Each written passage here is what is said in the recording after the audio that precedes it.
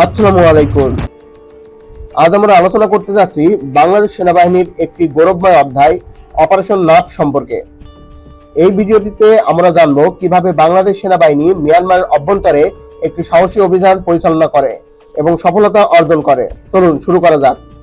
রাজনীতি অঙ্গনের নানান ইতিহাস ও তথ্য পেতে আমাদের চ্যানেলটি সাবস্ক্রাইব করে বেল বাটনটি প্রেস করে রাখুন।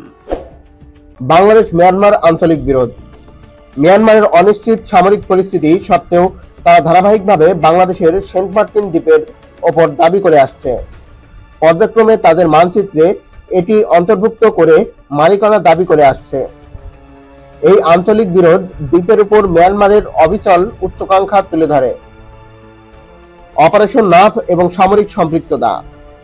অপারেশন নাভের মধ্যে বাংলাদেশ সেনাবাহিনী মিয়ানমারের একটি সামরিক ঘাঁটি ধ্বংস করার জন্য একটি সাহসী অভিযান পরিচালনা করে।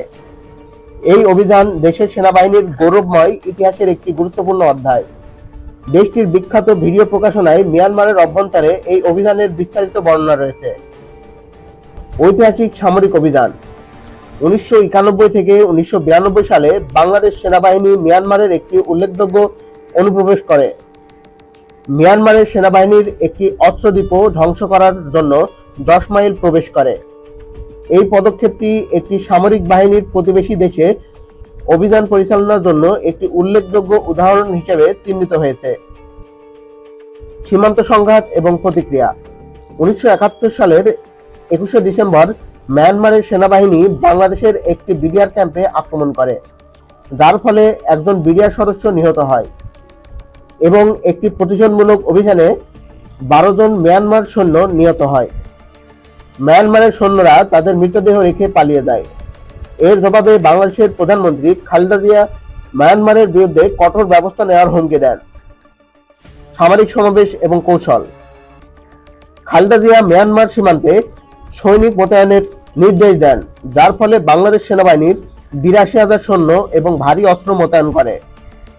এর জবাবে মিয়ানমার প্রায় 1 লক্ষ সৈন্য মোতায়েন করে এবং বাংলাদেশ মিয়ানমারের 25 কিলোমিটার ভিতরে প্রবেশ করে এবং নিরাপদে ফিরে আসার আগে একটি গুদামে ধ্বংস করে। এই ঘটনা দুই দেশের মধ্যে উত্তেজনা বৃদ্ধি করে। কাচিন স্বাধীনতা সেনাবাহিনীর সংঘাত। মিয়ানমারের সবচেয়ে শক্তিশালী বিদ্রোহী গোষ্ঠী কাচিন স্বাধীনতা সেনাবাহিনী বাংলাদেশ সীমান্ত থেকে সেনাবাহিনীকে সৈন্য প্রত্যাহার করতে বাধ্য করার ফলে সংঘাত শুরু হয়, যার ফলে বাংলাদেশ সেনাবাহিনী রাখাইন রাজ্য দখলের আশঙ্কা তৈরি হয়। মিয়ানমারের জেনারেলরা বাংলাদেশি রাষ্ট্রদূতের মাধ্যমে সীমান্ত থেকে সেনা প্রত্যাহারের অনুরোধ করেন, কিন্তু বাংলাদেশ তখনও সাড়া দেয়নি। কাচিন বিদ্রোহীদের আক্রমণ এবং সেনা অবস্থানের দ্বিধাগ্রস্ততার মুখোমুখি হচ্ছে। কূটনৈতিক প্রচেষ্টা এবং ব্যর্থতা। চীনে কূটনৈতিক সফরের সময় মিয়ানমারের রাষ্ট্রপতি তার চীন প্রতিপক্ষের কাছে উদ্বেগ প্রকাশ করেছিলেন, যেমন মিয়ানমার যদি তাদের ভারী সামরিক উপস্থিতি প্রত্যাহার না করে তাহলে সেনা প্রত্যাহার করে নেয়, তবে বাংলাদেশ আরাকান দখল করতে পারে। চীনের একাধিক অনুরোধের পর বাংলাদেশ অবশেষে প্রায় 93 দিন পর সীমান্ত থেকে তার সেনা প্রত্যাহার করে নেয়। অভিযোগ ওঠে যে বাংলাদেশের গোয়েন্দা কর্মকর্তারা মিয়ানমারের বিদ্রোহী গোষ্ঠীগুলোর সাথে সংযোগ বজায় রেখেছিল, যা সংঘর্ষের সময় সম্ভাব্য কার্যকরী সুবিধা প্রদান করেছিল। 2000 সামরিক সংঘাতের সংক্ষিপ্তসার। বাংলাদেশের সংঘাতের দ্বিতীয় পর্ব শুরু হয়েছিল 8 জানুয়ারি 2000 সালে, যখন বর্ডার গার্ড বাংলাদেশ প্রায় 2500 সদস্য মিয়ানমার সেনাবাহিনীর দুটি বিভাগের বিরুদ্ধে অভূতপূর্ব আক্রমণ শুরু করেছিল, যার সংখ্যা ছিল প্রায় 25,000 সৈন্য। কর্মীদের মধ্যে বিশাল বৈষম্য সত্ত্বেও মিয়ানমার বাহিনী 600 জন হতাহত হয়েছিল এবং মাত্র 2 জন বাংলাদেশিকে আহত করেছিল। 3 দিনের তীব্র যুদ্ধের মধ্য দিয়েই চিহ্নিত এই সংঘাত 1966 সাল থেকে সীমান্ত বিরোধ দীর্ঘ ইতিহাস অনুসরণ করে। নাফ নদী সীমান্ত চুক্তি।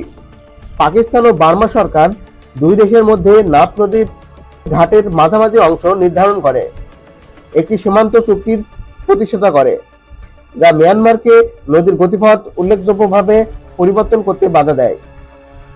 তবে মিয়ানমার নদীর 12টি শাখার মধ্যে 11টিতে বাঁধ নির্মাণ করে এই চুক্তি লঙ্ঘন করে, যার ফলে বাংলাদেশের ভূখণ্ড স্থানচ্যুত হয় এবং 2000 সালে জানুয়ারিতে উত্তেজনার সৃষ্টি হয়, যা সামরিক সংঘাতের দিকে পরিচালিত করে। কূটনৈতিক ব্যর্থতার মাধ্যমে বাংলাদেশি সেনাবাহিনী মিয়ানমারের আক্রমণাত্মক পদক্ষেপ প্রতিহত করার জন্য অভিযান শুরু করে, যার ফলে নাথ নদীতে সশস্ত্র সংঘর্ষ শুরু হয়। হতাহতের ঘটনা এবং সামরিক ফলাফল। নাভ যুদ্ধের সময় বাংলাদেশি গোয়েন্দা সংস্থা জেনারেল ফজলুর রহমানের অপ্রচলিত কৌশলের কারণে শত্রুদের উল্লেখযোগ্য হতাহতের খবর জানা যায়। উল্লেখযোগ্যভাবে 3 দিনের ভয়াবহ যুদ্ধে 6 শতাধিক বার্মিজ সৈন্য এবং বেসামরিক নাগরিক নিহত হলেও বিডিআরের একজন সদস্য নিহত হয়নি, যা সামরিক অভিযানে একটি ব্যতিক্রমী অর্জন।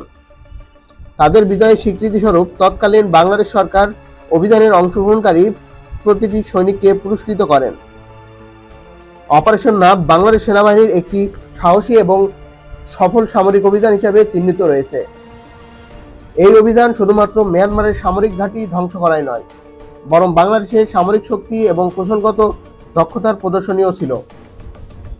এই সংঘাত বাংলাদেশের সামরিক ইতিহাসে একটি গৌরবময় অধ্যায় হিসাবে চিহ্নিত হয়েছে।